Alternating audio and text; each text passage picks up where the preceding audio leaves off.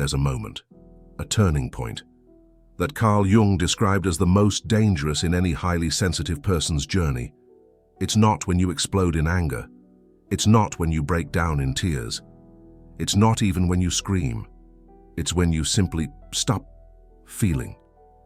Andrew Huberman's neuroscience studies confirm that when this happens, something physically changes in your brain. The periaqueductal gray, or PAG, starts releasing endogenous opioids. Your own, internal, morphine. Your nervous system locks into survival mode, and the narcissist, who spent years feeding off your emotions, you suddenly realizes the plate is empty. But what happens next is what no one tells you, because the highly sensitive person who stops feeling never goes back to who they were. They transform into something completely different, something that Jung called the integrated shadow, something that makes the narcissist panic, me absolutely in panic. I'm going to reveal exactly what happens neurologically when you reach this breaking point.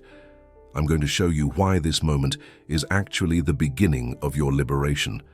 And I'm going to explain why the narcissist literally can't handle this version of you. But first, I need to show you how you got here. Because this journey started long before you even realized it. Highly sensitive people represent approximately 20 to 30% of the world population.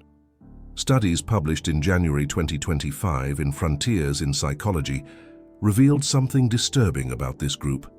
They use significantly fewer emotional defense mechanisms than non-HSPs.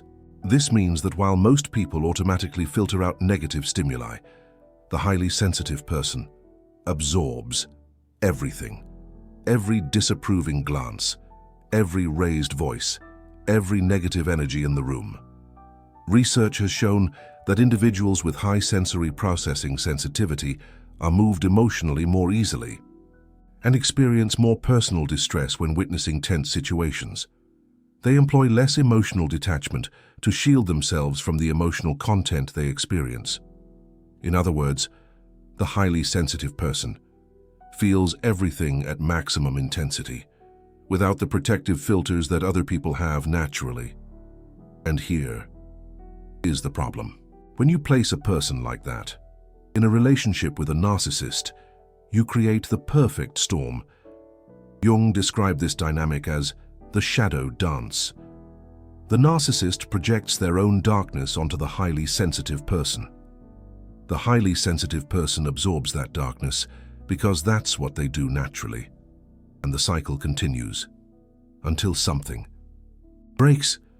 But what breaks first usually isn't what you expect. Modern neuroscience has proven that chronic exposure to emotional stress causes physical changes in the brain.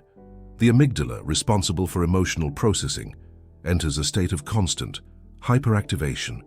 The insula, which maps bodily sensations, becomes overwhelmed. The prefrontal cortex, which should regulate these responses, starts to function erratically. And at some point, the system simply shuts down. Not because you chose to, not because you are weak, but because your brain entered survival mode.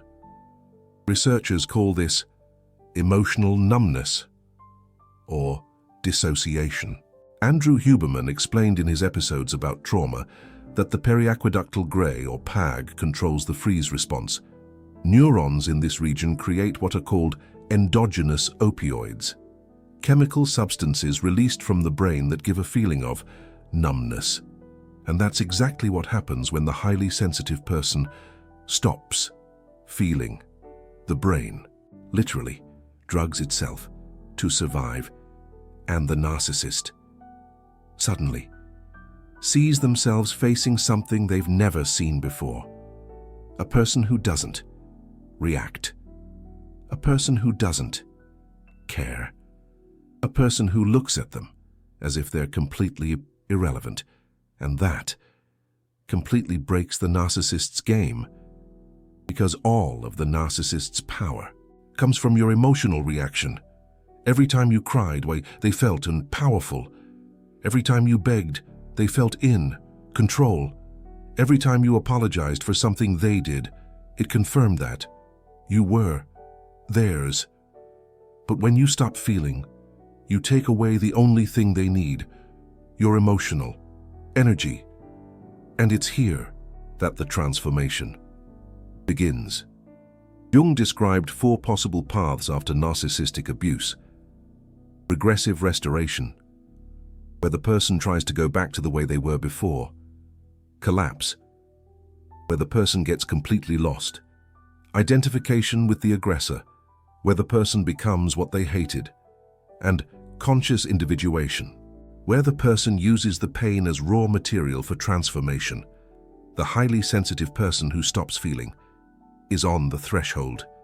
Between all of these paths, the numbness is a pause, a chance to choose. A moment where the brain is literally reconfiguring its neural connections. And the path you choose in that moment determines everything. Most people don't understand this. They think that stopping feeling is the end. But Jung knew that it was the beginning. He wrote that we don't find enlightenment by imagining figures of light, but by making the darkness conscious. Emotional numbness is the darkness becoming conscious. It's your brain recognizing that something needs to change radically. It's your psyche saying that the old patterns don't work anymore. But here's what no one tells you about this state. It doesn't last forever. And it isn't the final destination. It's a passage, a dark corridor between who you were and who you're going to become. Research from 2025 in behavioral psychology has shown that highly sensitive people frequently exhibit less external emotional expression. Their emotions are internalized or expressed through subtle physiological cues. This emphasizes the deep internal processing of highly sensitive people who may not externally express their emotional intensity, but experience increased sensitivity and complexity in their emotional states. In other words, just because you've stopped showing it doesn't mean you've stopped processing. What's happening is an internal process of reorganization. Your brain is literally building new circuits, new ways of processing emotions, new ways of protecting in yourself, new ways of existing in the world. And when that process ends, you don't go back to who you were. You become something completely new, something that Jung called the integrated self, someone who has felt the darkness, traversed the numbness, and emerged with expanded consciousness. And that person is absolutely terrifying. To the narcissist, let me explain exactly why. The narcissist relies on a very specific pattern of behavior from their victim. They need you to react emotionally. They need you to try to fix things. They need you to blame yourself. They need you to be afraid of losing the relationship. When you stop feeling, all those triggers cease to function. But when you emerge from the emotional numbness with integrated awareness, something even more devastating happens. You see their game with absolute clarity. You recognize each and every manipulation tactic. You understand that nothing they did was about you. It was always about their own narcissistic wound. And that understanding completely changes the power dynamic. Carl Jung wrote that shadow projection is the mechanism by which narcissists control others. They project their own unacceptable qualities onto you, and you absorb those projections, because that's what you learn to do since childhood. But when you integrate your own shadow, you stop accepting the projections of others. You develop what Carl Jung called psychological boundaries, limits that separate what is yours from what belongs to the other person. And the narcissist suddenly realizes that their weapons no longer work. The guilt they tried to place on you simply doesn't stick. The shame they tried to make you feel doesn't penetrate. The accusations they made ricocheted and bounced back to them, and for the first time, they see their own darkness reflected back. This is absolutely unbearable for a narcissist, because the one thing they can't face is themselves. Neuroscience researchers have discovered that people with narcissistic traits and have reduced activity in the medial prefrontal cortex, the area responsible for self-reflection and empathy. This means that they literally cannot process their own flaws. And when you stop being the mirror, that absorbs all their darkness. They go into crisis. Andrew Huberman explained that top-down processing through the prefrontal cortex can override internal reflexes. You can create a narrative and say to yourself, I want to do this, or I should do this. And that's exactly what happens. When the highly sensitive person, HSP, emerges from the numbness, they develop the ability to choose consciously their responses, instead of reacting automatically to every emotional trigger. They can pause and decide, does this person deserve my emotional energy? Does this situation require my response? Is this relationship serving me or draining me? And when you start asking these questions, the narcissist's game is over, because they depend completely on your automatic reactions. They study you for months or years to know exactly which buttons to push. And suddenly, those buttons don't work anymore. You've completely changed the operating system, and they have no manual for this new version of you. Hold on to this information, because it's going to make a lot of sense when I reveal the next stage of the transformation, because stopping feeling is only the beginning. What happens next is even more powerful. Carl Jung identified a phenomenon that he called enantiodromia, the tendency of any extreme psychological state to transform into its opposite. When the highly sensitive person, HSP, reaches the maximum point of emotional absorption, something inverts. The person who felt everything becomes temporarily unable to feel. But this inability is temporary. And when the feeling returns, it comes transformed, more conscious, more selective, more powerful. Research published in 2025 on neuroplasticity shows that the brain can literally reorganize its connections after periods of intense stress. And this reorganization is not random. It follows a specific pattern of optimization. The connections that were hurting you are weakened. The connections that protect you are strengthened. And new neural pathways are created to process emotions in a healthier way. Andrew Huberman described this as adaptive neuroplasticity, the brain changing in response to experience, to function better in the future. And that's exactly what happens. When the highly sensitive person, HSP, goes through the emotional numbness, they don't lose the ability to feel. They gain the ability to choose what to feel. And that's the difference between being a victim and being sovereign of your own emotional experience. Carl Jung called this process integrated shadow. The shadow is everything that we repress, deny, or hide from ourselves. For the highly sensitive person, HSP, the shadow frequently contains anger, boundaries, and the right to say no. These are the things that they learned early on were not allowed. That being a good person meant never being angry. That loving meant having no boundaries. That existing meant always putting the needs of others first. And the narcissist takes advantage of exactly these beliefs. They see someone without boundaries and think, perfect. This person will absorb all my darkness.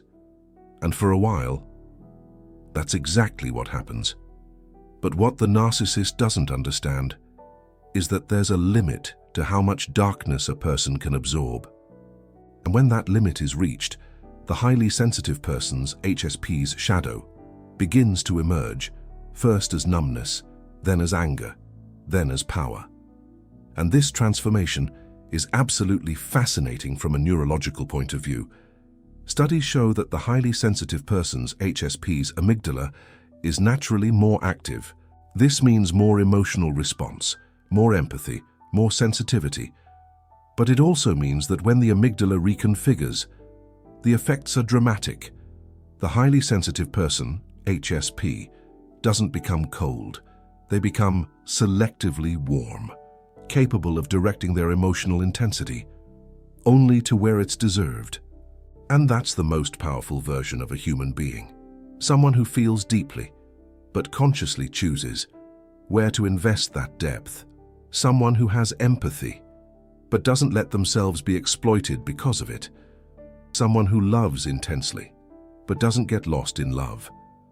And the narcissist simply doesn't know how to deal with it, because their entire playbook was built for a previous version of you, a version that no longer exists. Let me show you exactly how this transformation manifests in everyday life. Before, when the narcissist criticized something about you, you would spend hours or days on your processing. Is he right? Am I really like that? What can I do to change? Now, when he criticizes, you simply observe. Interesting. He's projecting again. And you go on with your day. Before, when he gave the silent treatment, you would panic. What did I do wrong? Why isn't he talking to me? Is he going to leave me? Now when they fall silent, you actually savor the peace. Finally, some quietude. And you use that time for things that really matter. Before, when they tried triangulation, comparing you to other people, you felt a deep, piercing pain. I'm not good enough. She's better than me. I need to try harder. Now when they mention other people, you see exactly what they're doing. Basic manipulation, and you don't even bother to respond. This change in behavior completely destabilizes the narcissist because they can't read you anymore. They don't know what buttons to push. They don't understand why their tactics aren't working. And in desperation, they'll try to escalate. First and with more intensity, harsher criticisms, longer periods of silent treatment, more obvious triangulation. And when that doesn't work, they'll try a different approach. Love bombing. Suddenly, they become the most loving person in the world, praising you, giving you attention, making you feel special. And it's here that many recovering highly sensitive persons stumble because the old version of themselves desperately wants to believe that they've changed, that the love is real this time, that maybe things can be different, but the integrated self knows the truth. This is just another tactic, another cycle, another attempt to pull you back into the game. And it's here that the integrated shadow becomes your greatest protection. Carl Jung wrote that the shadow is only dangerous when it remains unconscious, when you illuminate your shadow, when you recognize your own capacity for anger, for boundaries, for saying no. These things become tools instead of threats. Anger doesn't consume you because you know when it's appropriate. Boundaries don't isolate you because you know when they're necessary. Saying no doesn't fill you with guilt because you know it's your right. And this clarity is absolutely impermeable to manipulation. The narcissist can try whatever they want, use any tactic in their arsenal, but nothing will penetrate this integrated consciousness because you're no longer reacting to them. You're responding from a place of conscious choice, and that is the difference. That changes everything. Hold on, because what comes next is the most important part of this entire transformation. Most people think the goal is to get rid of the narcissist or end the relationship, cut off contact, move on. And yes, often that's necessary. But Carl Jung knew that the real work is internal. It doesn't matter how many narcissists you push away from your life. If you don't integrate your own shadow, you'll keep attracting the same patterns. Research shows that people who leave narcissistic relationships without doing the internal work have an 83% chance of entering another similar relationship within 5 years, because the pattern isn't in the narcissist. The pattern is in your own psyche, in the way you were conditioned to love, in the way you were taught about your own worth, in the way you internalized that your needs don't matter. The narcissist just activates these patterns that already existed, and as long as those patterns exist, another narcissist will appear to activate them. And that's why emotional numbness, as painful as it is actually a blessing in disguise. It gives you the necessary pause to look inside, to see the patterns. That brought you here, to consciously decide if you want to continue repeating them, or if you want to change. Carl Jung called this the work of individuation, the process of becoming who you really are, not who your parents wanted you to be, not who society expects you to be, not who the narcissist tried to convince you that you were, but who you genuinely are at your deepest essence. And that process can only happen when you stop reacting automatically to external stimuli, when you stop being defined by the expectations of others, when you stop getting lost in relationships. Emotional numbness creates that pause, and what you do with that pause determines your entire future. There's a protocol that combines the insights of Carl Jung with the neuroscience of Huberman to navigate this transition. It's not something you'll find in self-help books. It's not something that conventional therapists usually teach. It's a synthesis of deep psychology with modern biology. And it works. The first step is to recognize that emotional numbness is a phase, not a destination. Your brain entered protection mode. That was necessary to survive, but you won't stay in that mode forever. Neuroplasticity guarantees that change is always possible. Huberman explained that the brain needs certain chemical states to change its connections. Epinephrine, to alert the system that something important is happening. Acetylcholine, to focus attention on what needs to change. And then, deep sleep, to consolidate the new connections. During emotional numbness, you're naturally in a state of low alert. Your system is conserving energy. This means that big cognitive changes are difficult during this period, and that's okay. Use this time for rest, not for revolution. The second step is to observe without judging.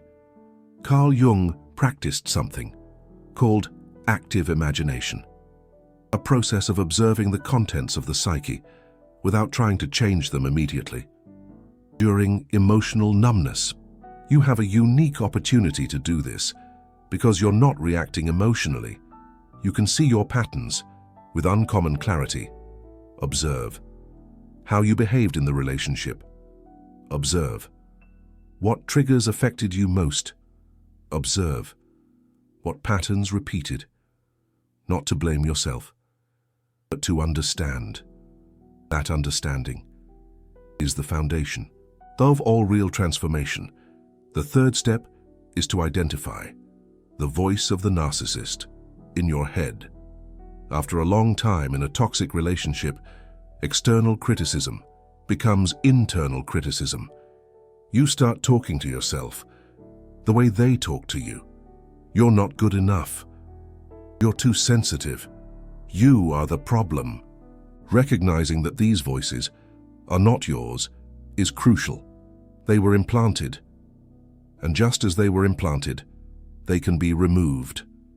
Huberman talked about how the prefrontal cortex can create narratives that override automatic responses. Every time you hear the voice of the narcissist in your head, You can consciously replace it. This isn't my thought. This was put into me. I choose to think differently now. With time and repetition, the new neural pathways strengthen, and the old ones weaken. The fourth step is reconnecting with your body. Highly sensitive people, or HSPs, often live too much in their heads, processing, analyzing, trying to understand. But emotional numbness is a signal, a sign that your body needs attention. Andrew Huberman has explained that the periaqueductal gray, or PAG, maps bodily sensations and connects them with emotional states. When you reconnect with your body, you reconnect with your emotions in a healthier way. Physical exercise, conscious breathing, time spent in nature, anything that brings you back into your physical being. These practices aren't optional for recovery. They are fundamental. The fifth step is allowing anger to emerge. This is probably the most difficult for HSPs, because we've been taught that anger is wrong, that good people don't feel anger, that expressing anger means losing control. But Carl Jung knew that repressed anger becomes the shadow, and an unconscious shadow is dangerous. Conscious and directed anger is a tool. It shows you where your boundaries have been violated. It gives you the energy to change what needs to be changed. It protects you from allowing the same abuses in the future. The HSP who integrates their anger becomes formidable, not violent, not destructive, but absolutely clear about what they accept and what they don't accept. And that clarity is their greatest protection. The sixth step is to rebuild relationships consciously. After leaving a narcissistic relationship, many HSPs want to isolate themselves completely, and that's understandable. You've been hurt. Relationships seem dangerous. Solitude feels safe. But Carl Jung cautioned that prolonged isolation can impede individuation. We know ourselves through others. We grow through connection. The key is to choose consciously with whom you connect, not based on emotional intensity, not based on instant chemistry, but based on consistency, respect, and reciprocity. These qualities seem less exciting at first, but they're the ones that sustain healthy relationships in the long run. And when you start to experience connection based on these principles, something shifts. You realize that love doesn't need to be dramatic to be real, that calmness can coexist with depth, that safety can coexist with passion, and the old pattern of being attracted to people who hurt you starts to lose its power. Because you've experienced something different, and your brain has registered that different is better. Now let me explain exactly why the narcissist panics when you go through this transformation. The psychology of the narcissist is built around a central wound, deep down. They feel empty, inadequate, worthless. The entire narcissistic personality is a defense against feeling that wound. The grandiosity is a mask. The manipulation is a strategy. The control is a desperate attempt to not feel the emptiness. And highly sensitive people serve a specific function in this system. They provide what the narcissist can't generate internally: validation, admiration, the emotional energy. When you stop feeling and you stop providing those things, and the narcissist enters an existential crisis. Not consciously, of course. They probably don't even know why they're so disturbed, but on some level they feel they've lost something essential. Their source of narcissistic supply has dried up, and now they need to find another one. And that's why many narcissists, when they realize they've lost you, quickly find someone else. Not because that person is special, but because they desperately need someone to fill the void. And here's the most liberating part of this entire journey. When you understand this, when you see that it was never about you, the pain starts to make sense. You weren't chosen because you were flawed. You were chosen because you were luminous, because you had empathy in abundance, because you were capable of giving what they couldn't produce. And the manipulation didn't happen because you were stupid. It happened because you were too generous with people who didn't deserve your generosity. This reinterpretation is crucial for healing, because you stop blaming yourself and you start to see the situation with clarity. Carl Jung wrote that the shadow only becomes dangerous when it remains unconscious. The same is true for pain. When you illuminate the pain, when you understand its origin, it loses the power to destroy you. It becomes a teacher instead of an executioner, a lesson instead of a sentence, and you emerge on the other side stronger, wiser, more conscious. Not despite what happened, but because of what happened. That doesn't mean the abuse was good. That doesn't mean you should be grateful to the narcissist. It just means that the human capacity to transform pain into growth is extraordinary. And you have that capacity. The HSP who goes through this journey becomes something rare. Someone who knows their own darkness and isn't afraid of it. Someone who can feel deeply without getting lost in the feeling. Someone who can love intensely without abandoning themselves. Someone who can see manipulation from miles away. Someone who simply can't be fooled in the same way anymore. And the narcissist looks at this person and feels something they rarely feel.